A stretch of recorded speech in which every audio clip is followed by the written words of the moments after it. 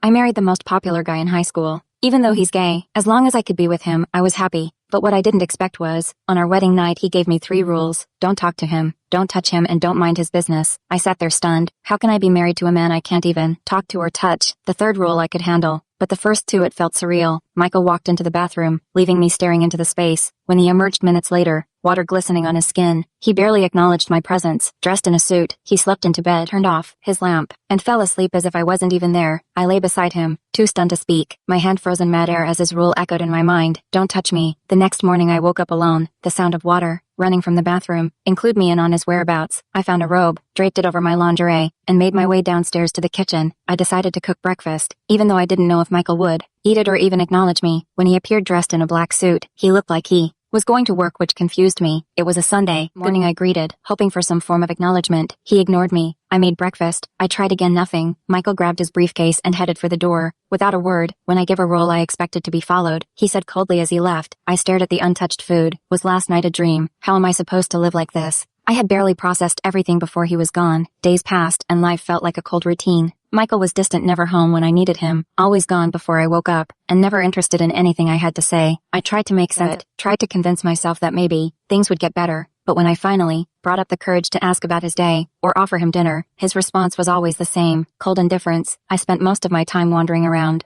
our oversized house, feeling like a guest in my own life. My friends were eager to hear about my married life, but how could I explain this strange arrangement? I couldn't bring myself to tell them the truth, not yet. One night I decided to confront him, well, sort of. I had promised my friends a girls' night out before the wedding, but never followed through. I wanted to make it up to them and figured I should let Michael know I was going out. That's what a wife does, right? I'm going out with my friends tonight, I announced, following him. As he made his way up the stairs, he stopped and turned his eyes piercing into mine. I thought I made myself clear. Don't talk to me. I just wanted to let you know. Do I look like I care? His words done like a slap. If you want to spend the night out, do whatever you want, but don't talk to me. I stood there holding back tears. I couldn't show him how much his words hurt. I simply nodded, my boy small. I'll take that as a yes. I left the house, joining my friends at the club. We left, danced, and for a few hours, I pretended that my life wasn't falling apart. But when the night ended, reality came crashing back. When I returned home, the house was dark and silent. Michael hadn't waited for me, not that I expected him to. The next morning I woke up to an empty bed once again, wondering if things would ever change. Days blurred into weeks. I tried to adjust to the rules, to the silence, to the loneliness. I went about my life, running my business, keeping up appearances, but inside I